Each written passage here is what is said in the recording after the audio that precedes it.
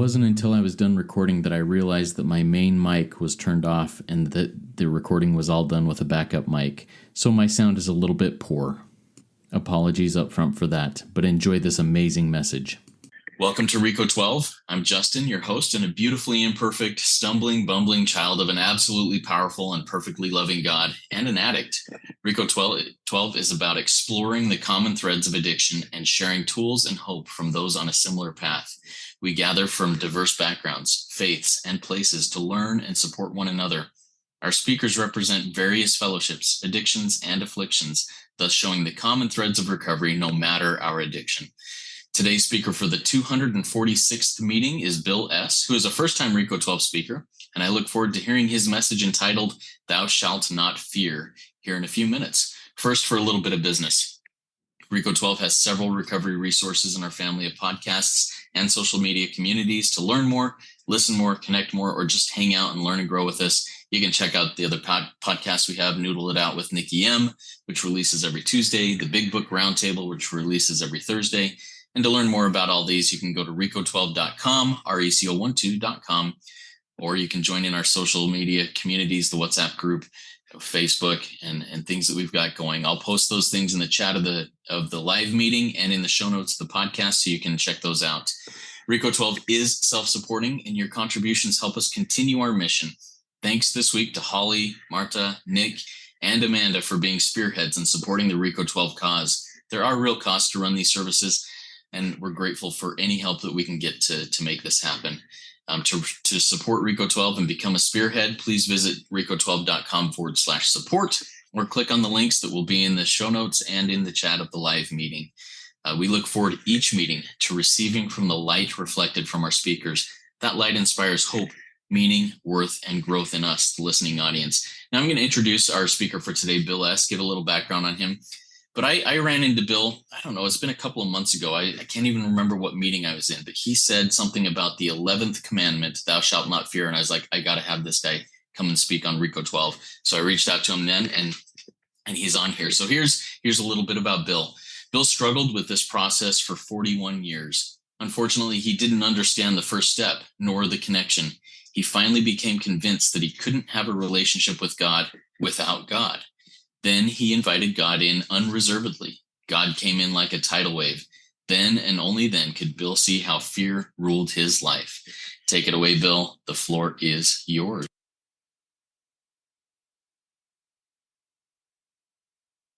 Go ahead and come off mute, Bill.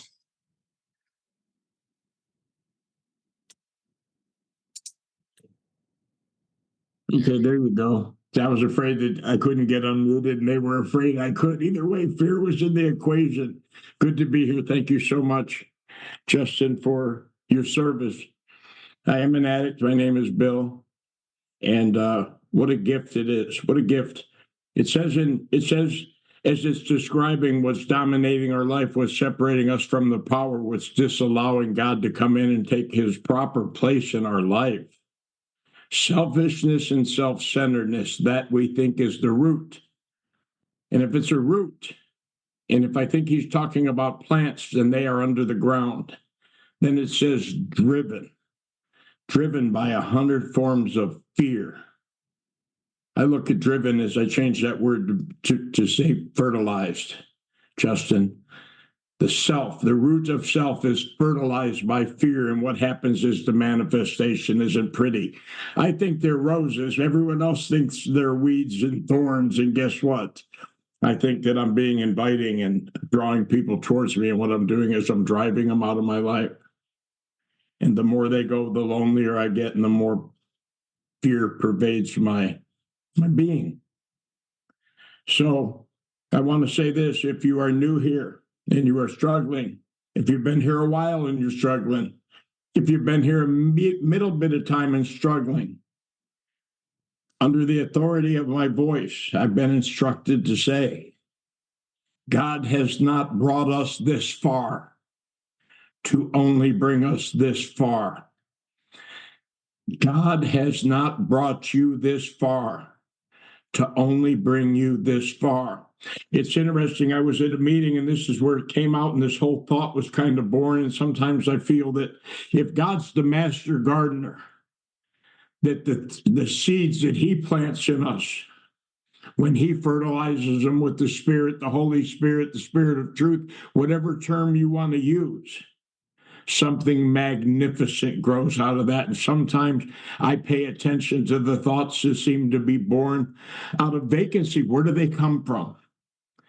And we're in a meeting the other day at one of my local clubs, and I thought, I had just gotten done listening, and I don't know if Justin could do it. I asked him to. And if he can't, I will. There's a song out called I Am No Longer a Slave to Fear.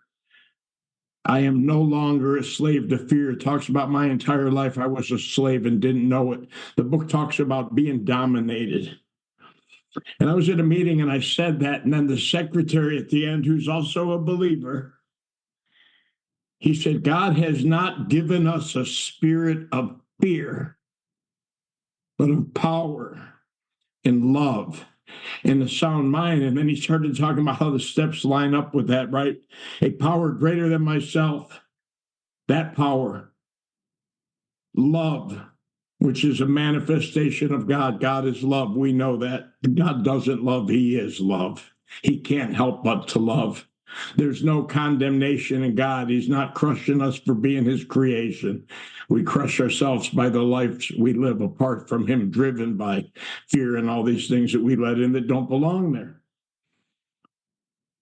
And a sound mind came to believe that a power through his love can restore me to sanity. That soundness of mind, a power, a love, and a sound mind. That's the spirit he's given me. And interesting, in our book, it uses the word evil when it describes fear. It says it was the evil and corrosive thread. My sponsor has informed me if it has the word evil in it, it doesn't come from God. It comes from the other side. And what dawned on me one day is the reason that fear made me so crazy would make me walk across the room to ask some girl to dance. And by the time I got there, I was listening to the spirit of fear in my head. And I walk up to her and say, screw you. I didn't want to dance anyhow. She didn't even know what I was talking about. It was the chatter in my head that told me anything other than the truth about me. And the reason that fear is so dominant, and our book says it's evil and corrosive thread, is because I am convinced that nowhere in our makeup has God given fear a place to be harbored. So when it gets inside, it's a foreign enemy inside of me. And what it does is it renders me useless if I don't give it to the power or ask him to take it away. I've got out a clean big book. I have plenty of them. I don't want to be tainted by what I already have written in my other copies or highlighted, so that we can, as you said, Justin, have a new experience. So in How It Works, which is How It Works, our program of recovery begins there. The first two steps are ideas. Either I'm drinking and drugging or whatever it is myself to the point where I can't do anything about it, or I'm not. That's my conclusion, not yours. A lot of people told me about my drinking and drugging long before I had to talk with me about it. But until it became my problem, it didn't compel me to open the door to a power greater than myself that could solve the problem that I admitted I could no longer solve on my own. In fact, could never solve on my own. I just was unaware, or I enjoyed the consequences of my behavior far too much till I no longer enjoyed the consequences of my behavior. I come to believe I can walk to the meeting and hear something you say and say, guess what? That's good enough for me. I don't have to get stuck on defining God as step 2 or 3, believing in God, knowing where he's going to be on Sunday, who he wants me to date, where he wants me to work, or what he wants me to do with the rest of my life. What I need to do is become convinced that my life run by me is not working. It's dominated and driven by fear, and it keeps putting me in jackpots I can't get out of, and I don't know how they keep happening. And so we get to the point where we surrender. Step 3 is not so much about believing in God as making decisions that I'm going to quit running my life. As I've told most of you, I'm from Cleveland. The Browns 7 years ago were 0-19. That includes the 3 preseason games that they lost. When you're 0-16 in the regular season, the season ends abruptly. It's over. They don't invite you to the playoffs. My sponsor said, you know what they're going to do next year? I said, what's that, Larry? He said, they're going to fire the manager. Step 3, right, Chrissy, is about getting out of the management position because I'm not qualified. I've been disqualified. I was never supposed to manage my life. I was made in the image and likeness of this power. And what happened is I put on a suit and thought that I created the whole shebang, till it turned on me and brought me to the point where I cried out to something I didn't even know was there. I don't know if I was afraid of or believed in, but what I did is I cried out for help, and I ended up with you lovely people. Well, small problem is what happens is after I quit putting the chemicals in me, I don't have the medicine, and you lovely people become very threatening. It's called fear. And when I get afraid, what I do is I judge you, and I look for fault in you, and I look for flaws in you, and I separate myself from the power that I cried out to, because you are a manifestation of that power, and I don't know it. So I must put pen to paper, and guess where we end up with? We make a list of all the idiots in the world, and there's plenty of them. And then we get down to causes and conditions, and we look at what you did to me, which is easy. I've been telling the same lie all my life. Step 4 is about returning to the scene of the crime, Justin. Taking the tainted evidence that I placed on the evidence shelf off the shelf and looking at what really took place. Let's look at the real evidence. Let's look at it from an entirely different angle.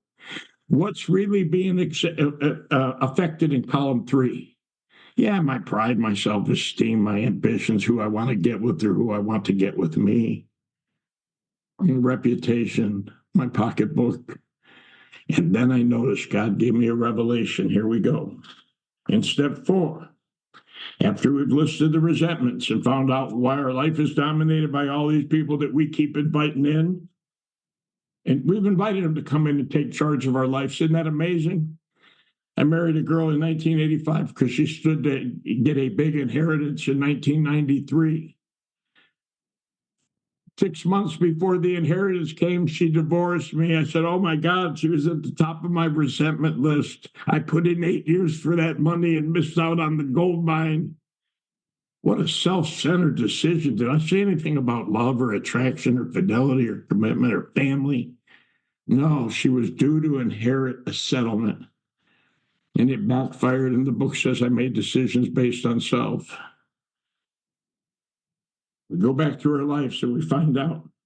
Notice that the word fear is bracketed alongside the difficulties with Mr. Brown, Mrs. Jones, the employer, and the wife. I'm coming out of the big book of Alcoholics Anonymous. For those who are in different fellowships or don't know where I'm getting these words from, I'm not bright enough to write like this, but Bill W., our co-founder, he held a pen. I believe God wrote it. You hear the story of Moses on the mountain. Well, guess what? Bill was upstairs in the upper room.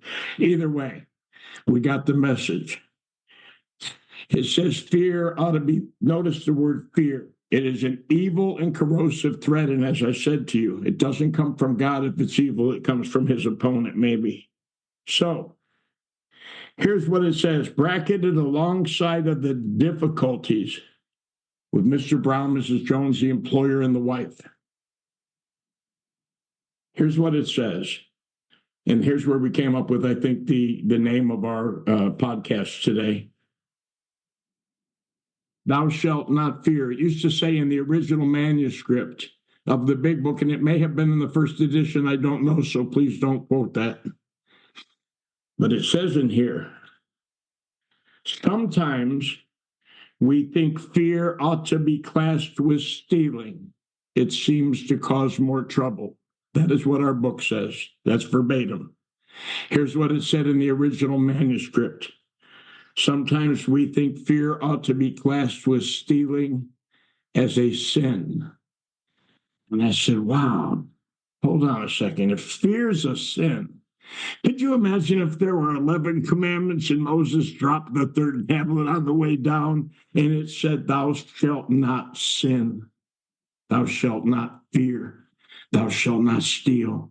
If God hasn't given us a spirit of fear, then isn't it practical atheism to put my faith? See, they used to say in the meetings I heard all the time that fear is the opposite of faith, and it never settled in my spirit. I never bought into that. And one day it dawned on me, fear is not the opposite of faith. It's identical to faith. It's just faith in the wrong thing. It's not faith in God. It's faith in the problem or what I'm facing that seems to be overwhelming me. I'm putting my faith in the wrong thing. So if it says that fear ought to be classed with stealing as a sin, and one of God's top rules for us as his children, that he is everything, he is all protective, all inclusive, all encompassing, he is the great provision, he is the great I am, he's the great healer, he's all these things that they've been telling me, and it doesn't matter where that comes from. I get twisted on what book it's written in because you can't tell me nothing. I don't go down that road, I go this road. It doesn't matter. You know what? Truth is truth. You can stick gold in a garbage can, isn't that right, Paul? And it's still gold. It doesn't take away its value. So God's word in that book, in my mouth, in your mouth, are written on graffiti on a wall, is still powerful and active and alive. It's alive. That's why they wrote this text down, and we do everything in our power to preserve it so no one can change it. It's the word of God for the alcoholics and people who suffer from the myriad of the obsessive compulsive disorder. Let's not screw it up. He doesn't need no help. He's God. And what happens is, thou shalt not be afraid. When I get afraid, guess what else was revealed to me, Justin? It says, notice, it's bracketed alongside the difficulties. So I went back to the page and I looked at the difficulties. Self-esteem, sex relations, personal relations, ambitions, pride. Pop, right down the line. And then right next to self-esteem, how I feel about myself, the word fear is bracketed. Wow, no wonder I walk around here feeling worthless, not worthy of the gift of recovery, not worthy of asking you for help or a ride to a meeting or a buck for a meal. I'd rather steal money out of the basket than let you know I came in here with nothing. And what you don't know is what we know is if you're here, we know you got nothing, because if you had anything, you'd have been doing one more. I come in here and think that I'm recreating the first newcomer in recovery. And I can't ask you for help because guess what? One of God's other opponents is at the top of the list that talks about pride. I got this pride and it's driven by fear. Fear of what you'll think of me. Fear of what I think you think about me. Fear of what I want you to think about me. The problem is it's all about me. The great news about recovery is if we all come in together, we don't even know there's anyone else there but us because we're all thinking about me. So guess what? Welcome home.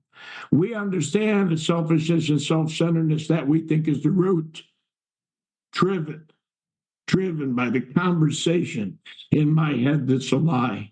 Until I put pen to paper and take an inventory of my thought life, fear is going to dominate my life, and it can do so sober. In fact, it can do so better sober.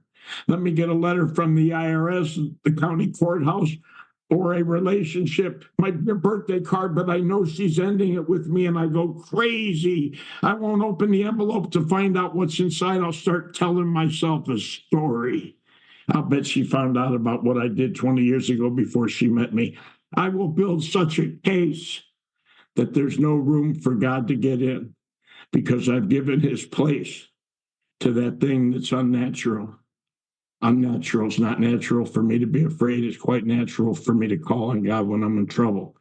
The problem is I push these things far down inside of myself, like it says in our 6th chapter, the 5th step, more than most, we live a double life. God, I don't want to get caught doing that. If I get caught, someone will know, so I hide it. But not only do I hide it from me, I hide it from you, and ultimately I think I'm keeping it from God.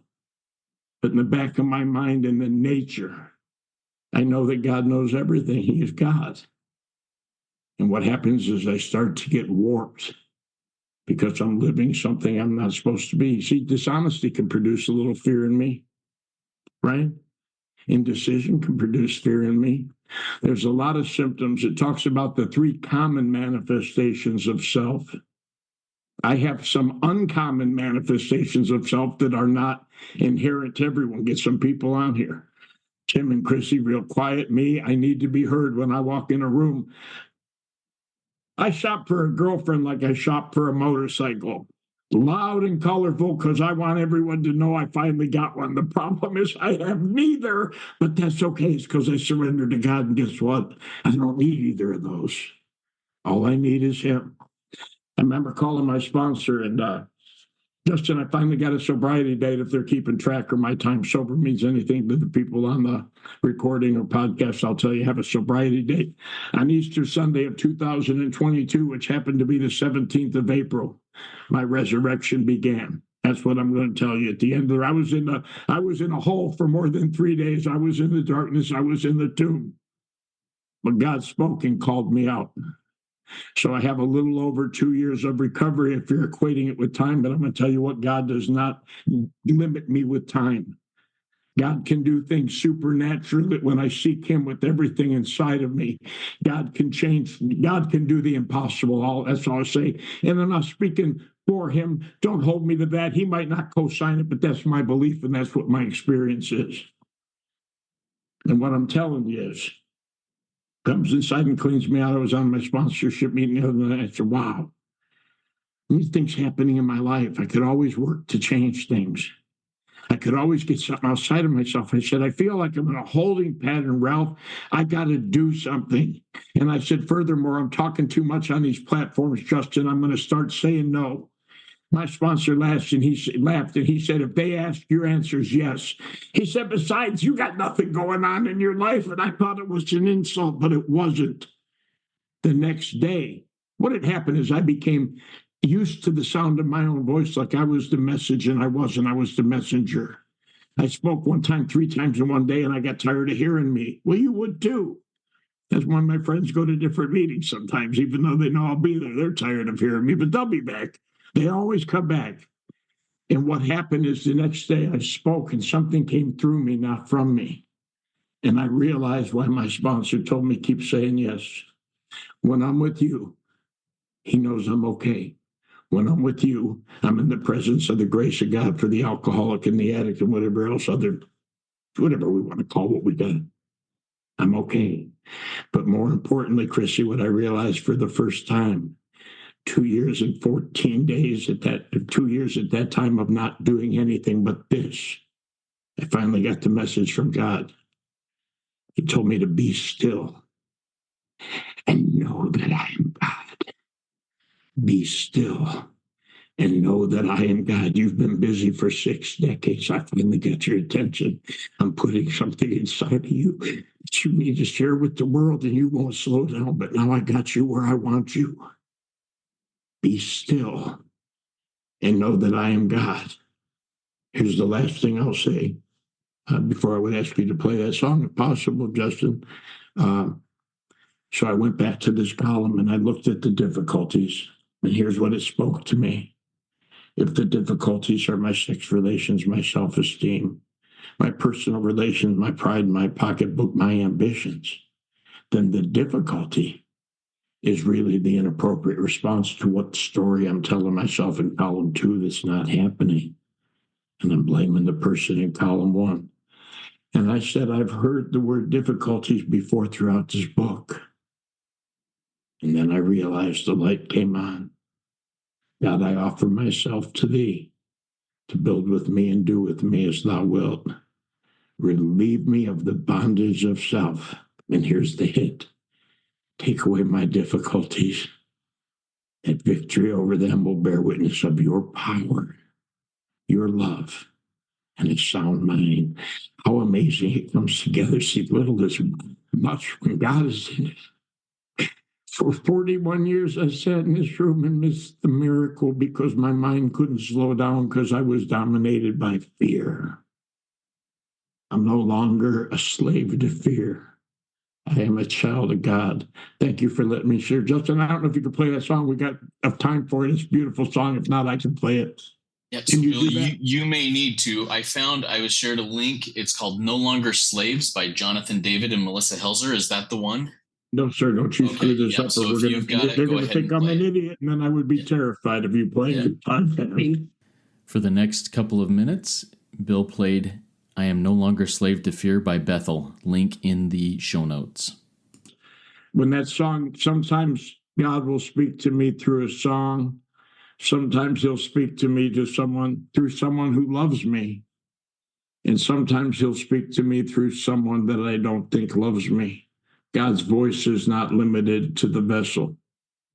So hopefully that helps someone, or I'm going to leave myself unmuted. Are they going to ask you questions or me, Justin? Yeah, so questions will come in through the chat, and I'll moderate those. But I've got a few questions that I've written down, and we'll be doing that. So you in the live audience, if you have a question for Bill, please type it in the chat. I will get to it. If you want to maintain anonymity, just put at the top anonymous, please, or I'll use your first name if you ask, or you could also direct message me the questions. And just so everybody here knows, I will pull that song and post it in the podcast. I'll put the link in there too, because it broke up somewhat. Getting the audio in through Zoom is a little bit tricky. So I've put the link in the chat. I'll put it in the show notes of the podcast. Beautiful song. I was looking for it and just making sure that I had it, but grateful for you being willing to share that, Bill. All right. So let's get started with some questions. First question comes from Zach. Zach says, "Hey, Bill, thanks for your share. How do you interpret playing the role God assigns from page 68 of the Big Book?" Didn't read much about that. What I learned is I really studied for about the first year. There were 2 sets of pages I read on the book almost every morning without failure. And it was from 60 to 63. The instructions for step 3 would say nothing about God till you get to the end that you need his help to get rid of the problem. And 84 through 88. If I will find myself on those pages anytime throughout any given day. Either I'm in collision, I'm producing confusion, I'm complaining about something, I'm trying to get my way, or I'm seeking to do God's will, reminding myself I'm no longer running the show. When I'm in collision, I'm not carrying out my assignment. I didn't expect God to say, okay, you're supposed to go to med school. I thought I was supposed to be a rock star, but what that was is just to draw a lot of attention to myself because I can't sing, play an instrument, wasn't willing to put in the work. I just want the money and the notoriety. That's not the assignment they're talking about. He's assigned us all with certain gifts, and if there's any confusion, collision. And a guy said once, he said, how will I know? He asked his sponsor, how will I know if it's God's will? His sponsor said, that's easy. And then he waited for an answer, and he asked him again, how will I know if it's God's will? And his sponsor said, that's easy. And finally, after the 4th time, he got it. God's will is easy. Is if I'm pushing up a rope, if I'm swimming upstream, if I'm in collision or producing, it's not God's will. It's self-will. It's real simple. It's not like the heavens open up and God says, okay, thou shalt be a CPA today. No, I gave that to Tim. Thanks. Love that, Bill. And I love how you brought into this a sports analogy with, the Cleveland Browns going 0-16, 0-19 a few years back. I want to come back at you a little bit, but what if I think that I've gone 1-15 or 2-14? Shouldn't I continue thinking that I can do this and improve on that? What are your thoughts on that? Let's look at the ticket sales. At 1-15, Justin, that's a loaded question. At 1-15, that's so hard. If I'm not batting 500, I know that I'm on the losing end. The reality is, I'm so sorry that I didn't read further in the Big Book because it was a great question about it. It says the reason we're afraid is because we're relying on self, the thing that's defeating us, rather than on God. We trust infinite God rather than finite self. That's what produces the fear. I've already said that kind of throughout. I talk more about the problem. I'm listening to the wrong voice. I'm not listening to the voice of God. Every time he ever spoke to anyone, no matter how they determined it, wasn't it crazy? Hey, God sent me. Don't be afraid. Oh, they towered. Why are they towering? And then the guy says, God sent me, and they still go hide under a rock. We can't possibly understand the Creator as the creation, but it doesn't change the nature. You asked me a question, and I totally didn't answer it. I just remember what was so. So the reality is look at the track record. Even if I won the Super Bowl one time, and most teams have not won at least one time, so they're 0-70. Why would I think that I'm a Super Bowl team? It's self-delusion, self-seeking, self-pity, and fear. They dominate me. They block me. That's why I'm afraid. It's beautiful. Thank you, Bill. Thank you for sharing that. I have another question from our audience here. Georgina says, thank you so much for your share, Bill, and for playing the music for us. Could you please tell us a bit more about how you were spoken to be still and know? Was that an inner voice? What does being still and knowing actually mean to you? How do you get still and know your sense of God? So what happened is, whether you guys can believe this or not, I know I look 30 and probably should be in modeling classes somewhere. At 62 years old, I finally got sober and I wanted to take my life because I realized that I had had more life behind me than ever ahead. I had none of the things in life that all of us, I think, want. We call them happiness, love, and joy. And what they look like is a beautiful girlfriend, a nice car, a nice place to live, and an unlimited bank account that I didn't work for. None of those things were going to happen. And I didn't mention on the live podcast, I don't know that I knew where my top teeth were, but I didn't have many of those either. And I looked at my life and I wanted to end it because I looked at the evidence of what I had come up with. I had to come to the end of myself. And what had kind of happened in that moment of seeing whether I was going to make the decision to do what it talks about in the doctor's opinion, which is make the supreme sacrifice. Something came into my mind, not from me, but had been there. It was a collage of 40 years of what I've seen in recovery that God has done in your lives and all around me. I couldn't deny the miracles. I couldn't get the thought or the vision out of my mind. And it wasn't mine because I was on the other end, very morbid in thinking. And what I said was, God, I don't know if you're there, and if you're not, I'm screwed. But if you are, if you'll change me, I'll do anything. And my life took a redirection. I was going through a big lawsuit. A gentleman had left me in a state. All I had to do was take care of him, but it's hard when you're smoking crack and sitting in jail to take care of anyone. And what happened is the state got involved and they decided that they wanted to take the estate away. And what we ended up doing is going through a bogged down, messy trial for 2 years.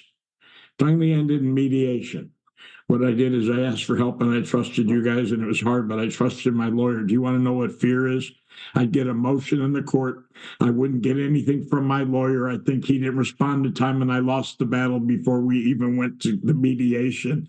And my sponsor said, it's not knowing that's making you crazy. It's your need to know. I'm not a lawyer, but I thought I was. I played one in jail all the time. It never got me out early, but I told guys I was a lawyer. I was an idiot. Ignorance. Lack of knowledge, not stupidity, makes me afraid when you know something that I don't know. I have no defense. So what I needed to do was start trusting this power. The resolution came at the end of the year. I came back to Ohio. I was supposed to, by this time, have it resolved. I knew nothing about that, so I had nothing but my little early retirement Social Security, which I took. I was living on that. I didn't have enough money to really substantially get my own place. My license had been suspended. I had 2 new felonies, no car, nothing. No one wanted to help me, which was the best thing for me. I had to do nothing but seek the power. So I saturated myself with this, and I thought it's ready for me to make a big life change. I can work. I know I can work. God's given me a gift. But what happened is when I came down here and I heard what had happened, the next morning I was supposed to speak on a meeting after I informed my sponsor that I was saying no. And he told me that's not my call. If they ask you, say yes, that's God. If you can't see that, you can't see it. But your answer is yes. And then what came out of me was so beautiful. What I realized is that God has me for a purpose. I may never have a beautiful car, a beautiful girl, I got a nice car. I might not have all those things that I thought I needed to make me complete. But if I be still and know that he is God, I don't need anything but that. That's just not my thinking. And it was a sense, it was an awareness after what had come out of me. And I said, came onto a platform once, was asked to give a meeting, a talk on something. I don't remember exactly what it was, but what came out of me overwhelmed me, and I wasn't in the audience. And I said, wow, all I have to do is be a channel of God. You'll think that I'm the message. I'm just a messenger. And let me say one little thing, Justin, as long as you're giving me this platform. Absolutely. You may never invite me again, but I may have fun while you do. So I'm at a conference. I meet my sponsor there. And this guy gets up, and I'm thinking he's kind of arrogant, so I get judgmental, right? but he actually was just a good guy. He just had a good life, and he was showing off. Maybe he was showing off God's power, God's love, and God's way of life. When I'm in myself, it doesn't look like that. It looks like you're bragging. And what it usually means is I don't have what you have. So I have to come up with some way in my mind to tell me that you got it illegally or immorally, because it couldn't just come to you, because it hasn't come to me. Of course, I'm in the way of that. But at the end of his story, he says, I want you to imagine it's Palm Sunday, week before Easter. We're in the holy city. Tens of thousands of people are waiting for the triumphal entry. There's just so much noise and chatter in the street. And he says, around the corner, you see Jesus riding in on the donkey. They're waving the palms, they're setting them down. There's pandemonium in the street. There's so much excitement and commotion. And he said, think, what if for 5 minutes the donkey thought it was all for him? Here's what he said. Bill Swan, you're just the donkey carrying the message. It was the donkey carrying the Christ. As long as I remember that I'm the donkey and not the message, I go to my home group, Recovered Donkeys. Tim calls it Recovered Ducks, but I go there because that's what we are. We're recovered donkeys. We're carrying the message, nothing more, nothing less, nothing else. And as long as I do that, everything I need is right here, and it's been here the whole time. I just didn't know it. That didn't answer your question. I like the answer. I love that concept of being, I'm the donkey. I'm not the message. I'm carrying the message. That's a beautiful thing. Beautiful thing. Hey, so let me recap something here to make sure I've got it clear, and then I've got a question for you. So you have been in the rooms of recovery for 40 plus years, correct?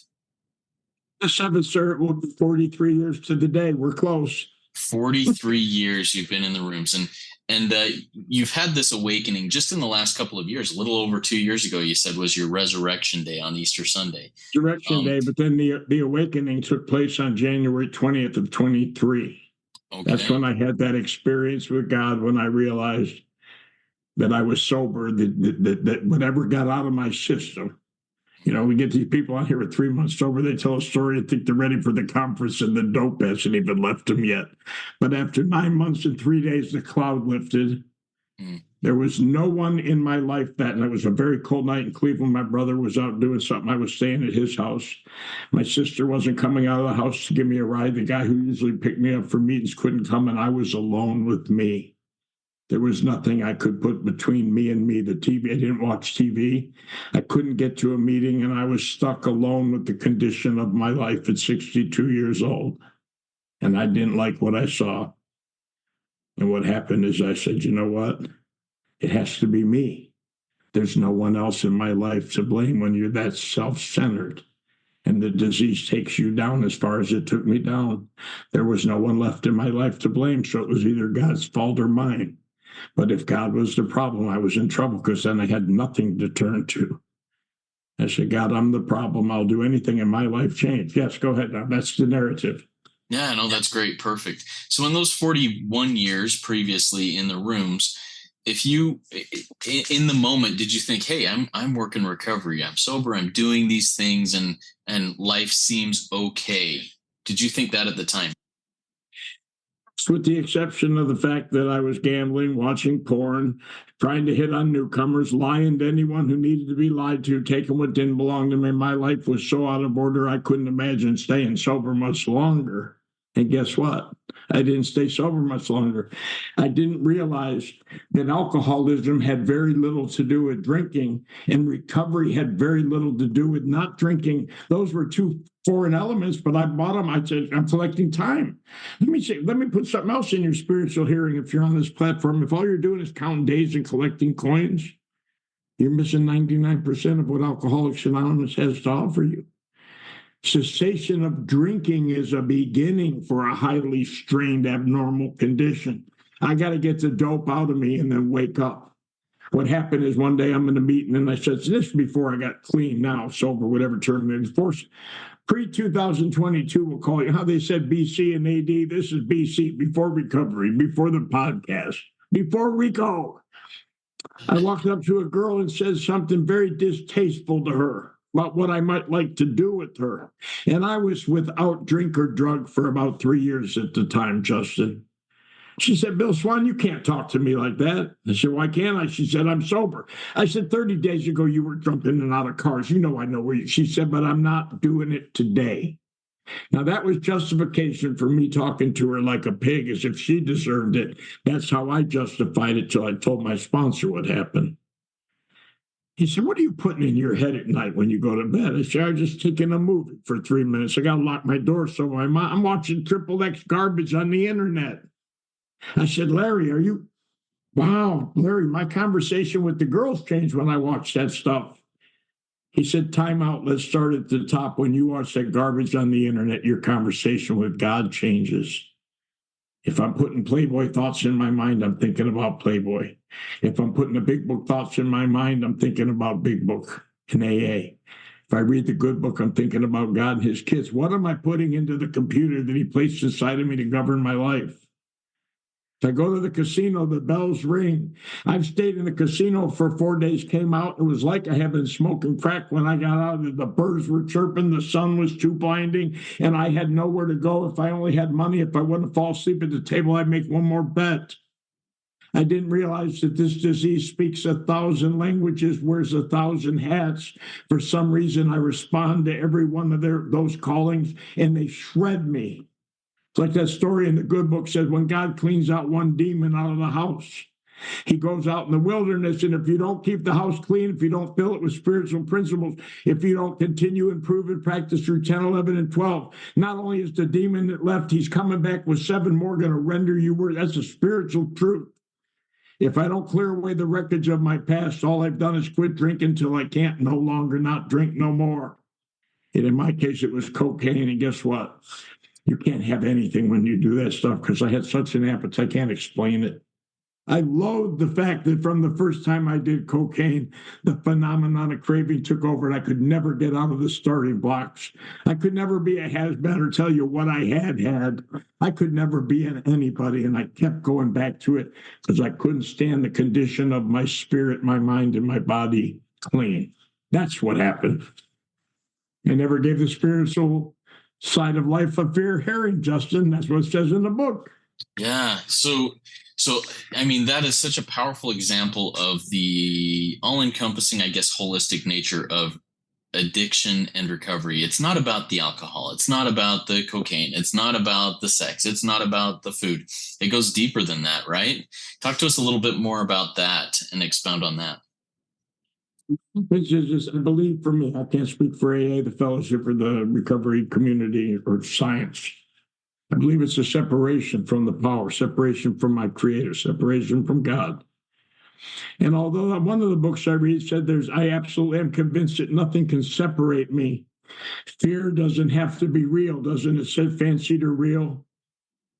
The wrongdoings of others have the power to kill me. See, fear doesn't need evidence. It creates evidence to tell me a lie. I cannot be separated from God. Never, ever. Nothing I can do can separate me from God. But I can have the perception that I'm separated from God, and that's what makes me crazy. You ever been in a dark room and think someone's there? Yeah. Snap. No one's there, but you think they are. See, and that's where what happens is when I serve out all these things, seek all these things that I think will make me happy, will bring me peace. If the only thing that makes me happy is connection with my creator, then anything less than that cannot produce happiness, can it? It's going to come up short. It's going to fall short each and every time. But it doesn't stop me from pursuing it. I joke with my buddy Paul. I know how Zuckerberg became so famous and rich. He took an instinct, my ability to look and rate people and to say, you know how many times a day I fall in love on Zoom? I go to meetings and see these glamour shots. I said, how could they look so good? Well, they're hiding behind a picture. I like the authentic ones. But what I'm saying is, It's what I put into my eyes, and then the mind that gets told to the story that takes place in my mind. And if I could just have Nadia, if I could have Maya, if I could see behind Nikita's blacked out screen, oh my God, what a wonderful world it would be. Next thing you know, I'm 25 years old. I look like Sylvester Stallone in Rocky IV, and I think I'm a kilo. Nothing happened other than I came on to an AA meeting to find a power greater than myself. My sponsor says I'm easily influenced, Justin. I watch how I influence myself, but guess what? I don't look at none of them below the waist today. You know why? Because I'm not being influenced at night before I go to bed watching the garbage on the internet. Isn't that amazing? Because in step 4, it also says, we ask God to shape a sane and sound ideal for our future sex life, our future relation life, marriage life, union life, whatever life you want to call it. How can He shape a sane and sound ideal if I'm watching someone demean or butcher themselves or be butchered on the internet? How can God give me an idea opposite of that idea? That's not sacred. That's not intimacy. That's not monogamy. It's decadence. It's the disease of addiction wearing another mask, wooing to me in another name. Billy, it's okay. It's only 3 minutes. Man, the reason I'm clean too, Justin, I'll say this in defense of the truth.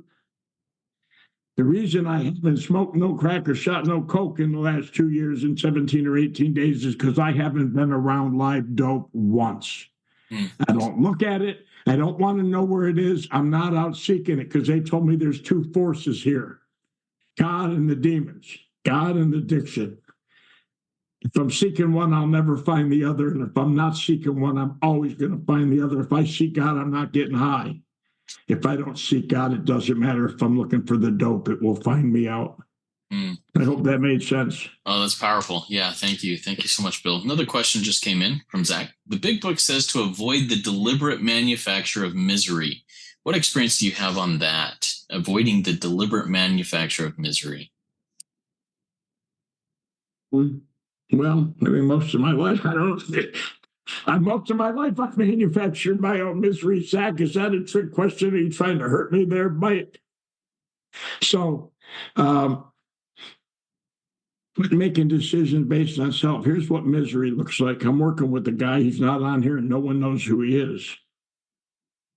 And what happens is he was bored and he curiously got involved on one of these Ukrainian dating sites. I guess they talk different than the American girls, which means there's probably a guy at the end of the computer having him take the money in. Well, he's married and his wife's in recovery, but his wife's codependent. She belongs more in Al-Anon than in A&A, and she likes to snoop. So she wants to go through the emails and his personal banking. Guess what? He's deliberately manufacturing misery. And she's creating more in her own life because she knows she doesn't want to see what's on those emails or in the bank statements, but it doesn't stop her from looking.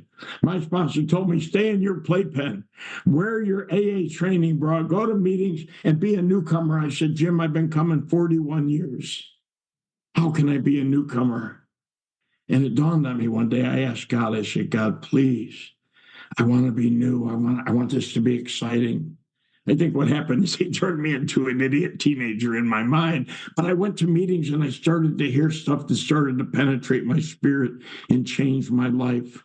When I started coming to meetings at 21, I promise you, I felt like an old man.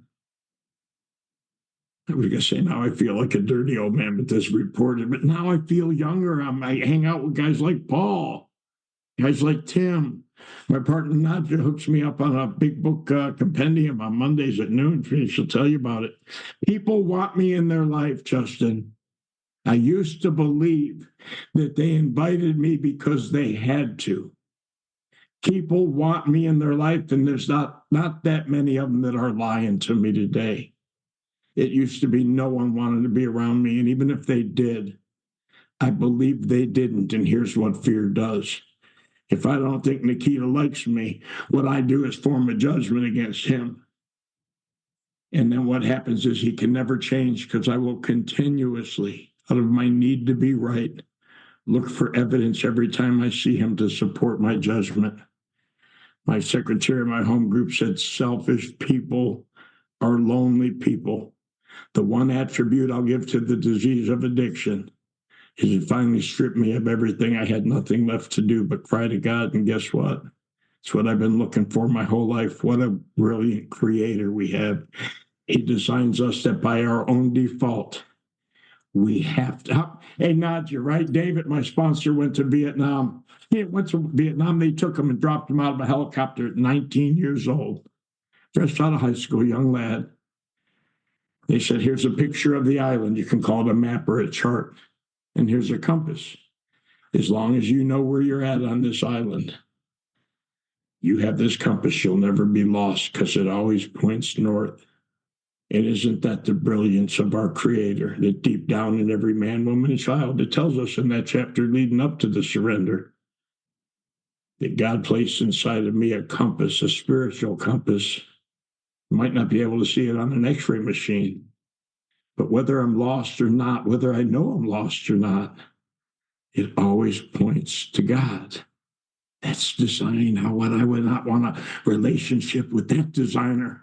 That's not Oscar de Loren or whoever makes those Gucci purses. That's Almighty God. Sometimes you got to go outside and look at the masterpiece. Look at His majesty. Watch a sunset. Watch the roaring sea. Look at a mountain. Look at a tree. Look at a flower. Look at the animals, the insects. And we don't want to look at us because we give them a bad name, but look at a baby coming into the world with all the little fingers and toes.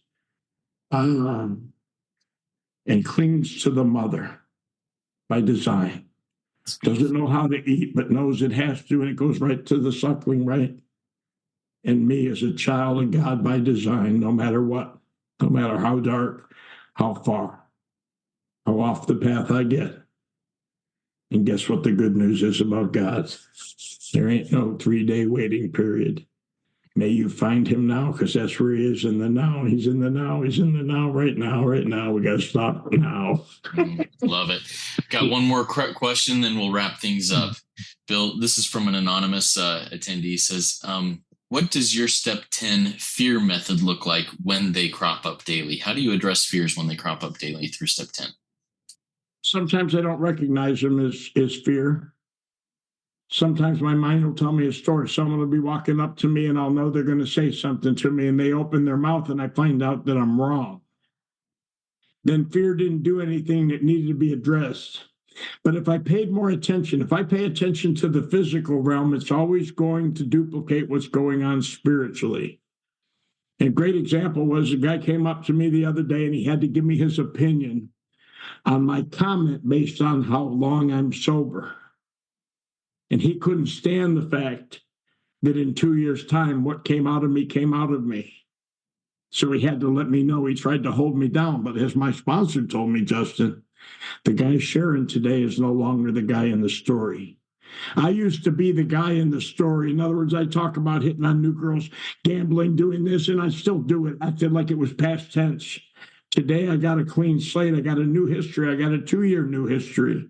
But there are some people in AA that can't stand that when you come to work at 4 o'clock in the afternoon and the owner of the business gives you a whole day pay and the other guy worked for 8 hours and got the same wage, they don't like that. So he tried to tear me down. But see, I wasn't in fear. I knew that what I said, my friend spoke, and my comment was from my heart.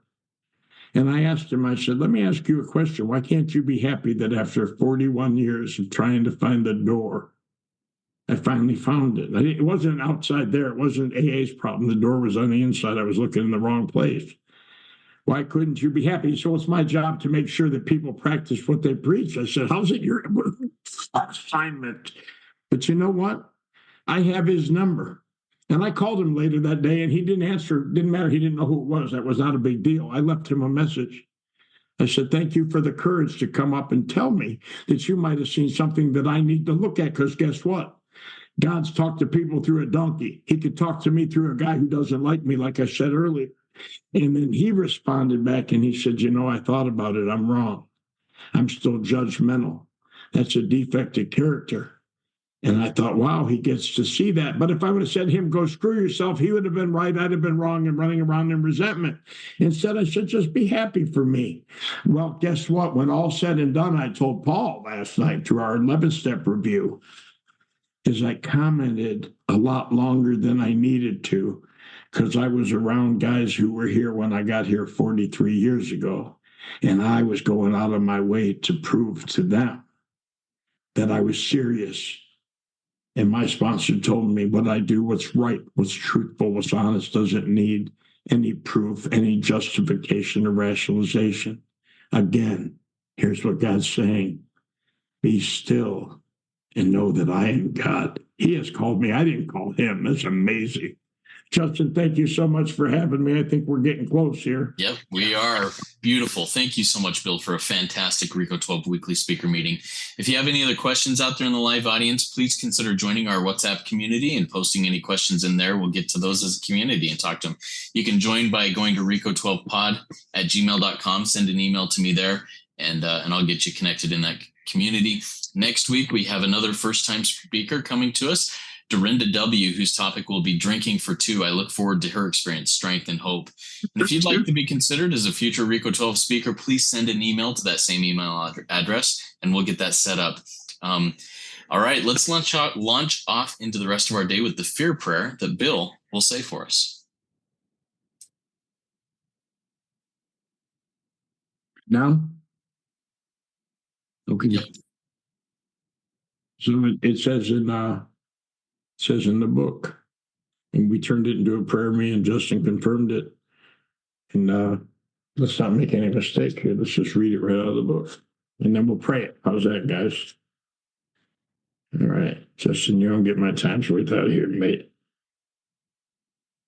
Okay. We never apologize to anyone for depending upon our Creator. We can laugh at those who think spirituality the way of weakness. Paradoxically, it is the way of strength. The verdict of the ages is that faith means courage. All men of faith have courage. They trust their God. We never apologize for God. Instead, we let him demonstrate through us what he can do. Here's our prayer. We ask him to remove our prayer. God, please remove our fear, and direct our attention to what he would have us be.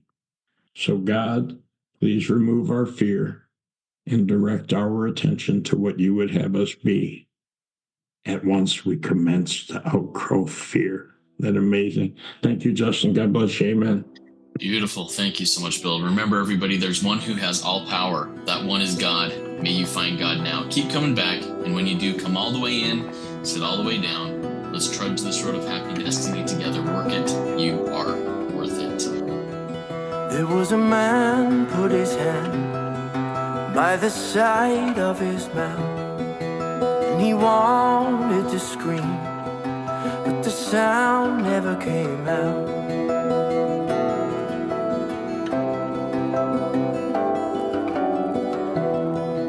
So he reached for the bottle to wash the pain away, 'cause what he wanted so badly was to live a different way. And all of his problems and all of his pain filled up the bottle and rose with the rain. His ship kept on sinking to the bottom of the lake.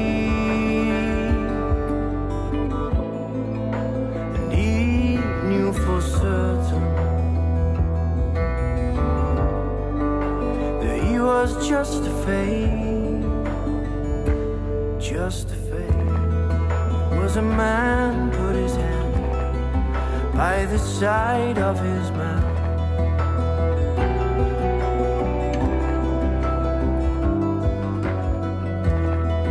and he wanted to share, but only lies ever came out.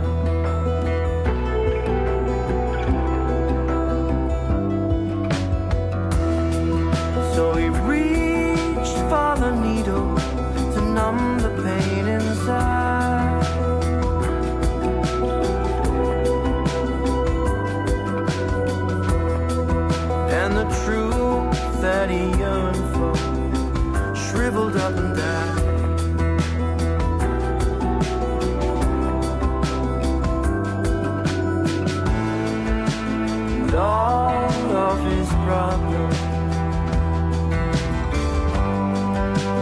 And all of his pain filled up the puddle, rose with the rain. The ship kept on sinking, bottom of the lake.